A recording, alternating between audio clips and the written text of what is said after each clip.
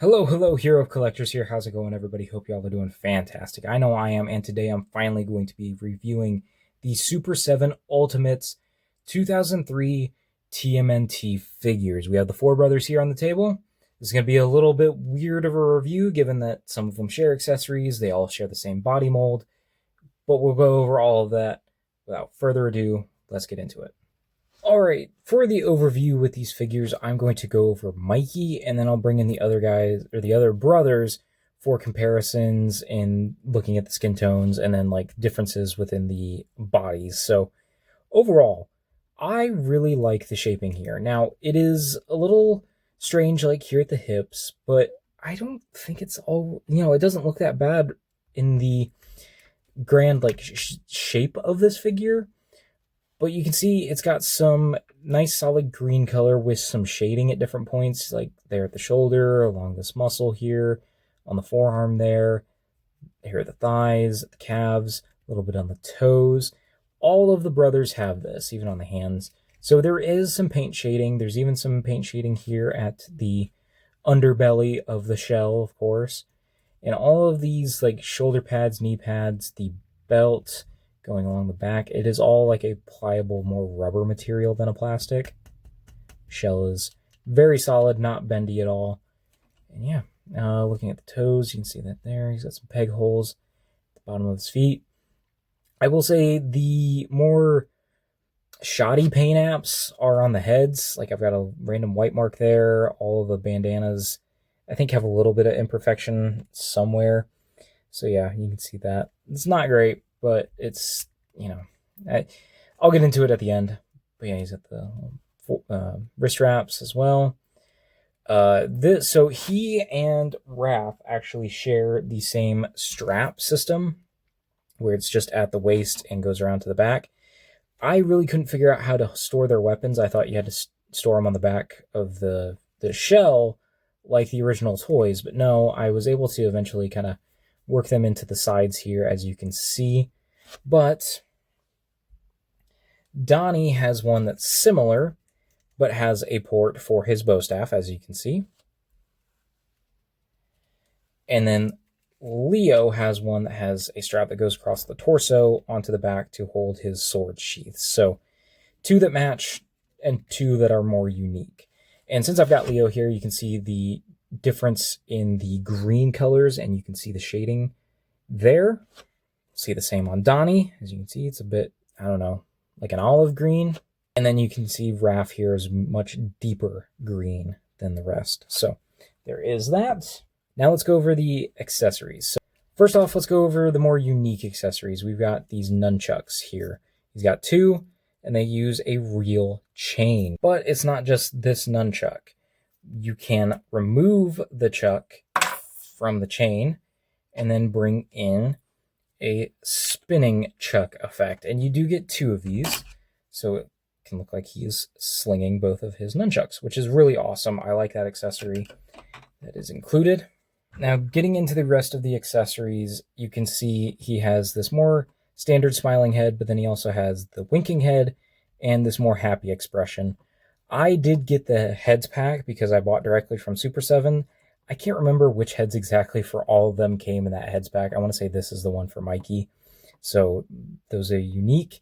Now, most of the bandanas are articulated. There's like one or two that aren't for some reason. I don't know if it's maybe they were just glued in wrong or ported in wrong. But yeah, it just, you kind of have to see which ones. I want to say one on Leo and one on Donnie cannot move.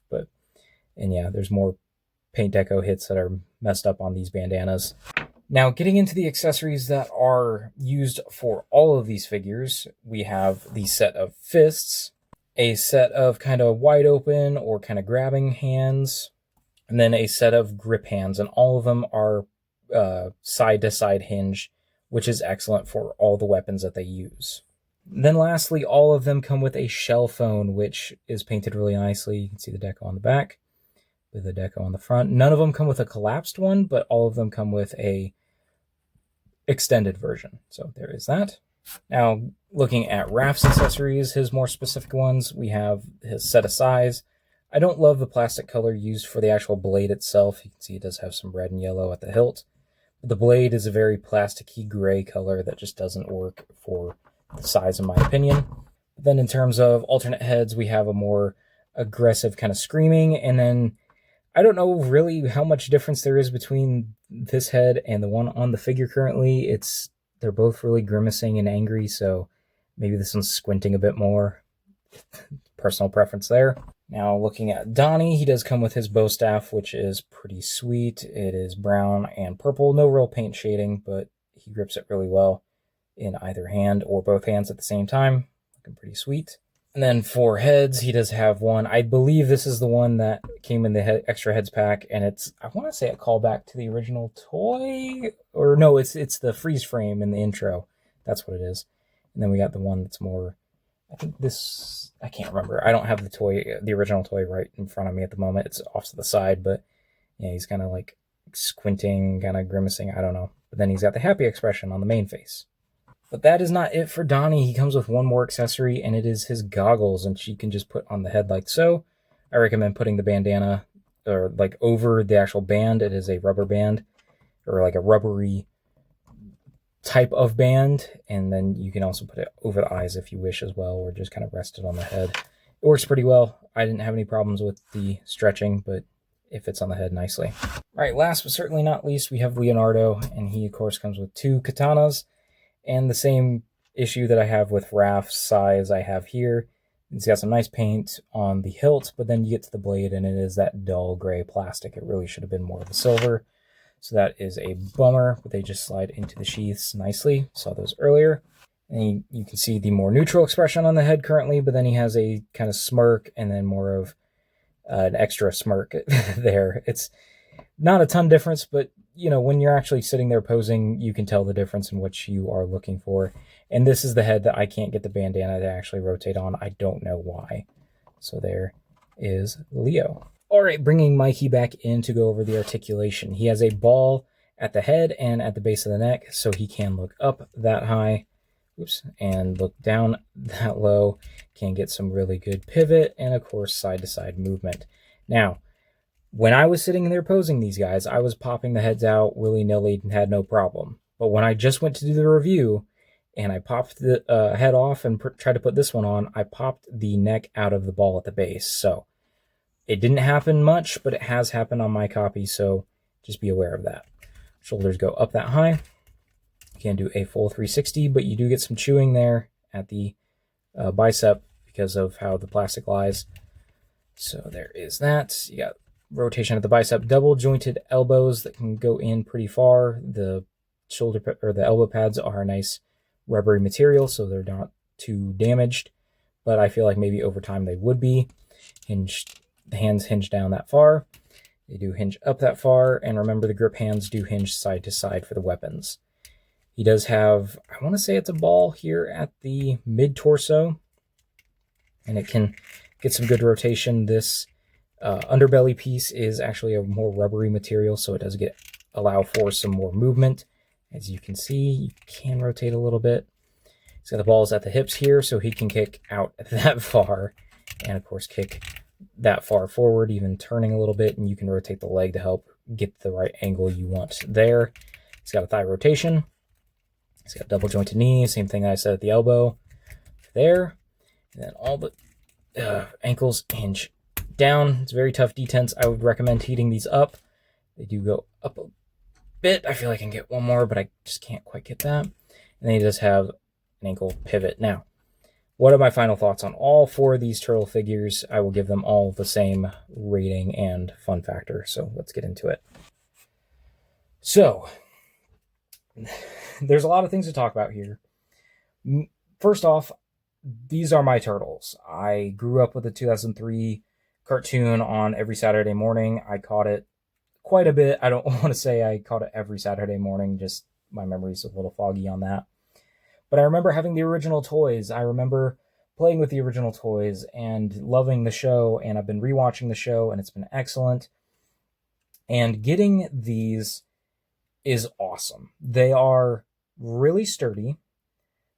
The base plastic is solid quality. I was afraid it'd be too brittle, but it doesn't feel that way. I was able to do most of the poses I wanted to, and nothing really stressed or broke. Now, that being said, some of the rubber stuff does have me a little wary that over time maybe it won't hold up as well.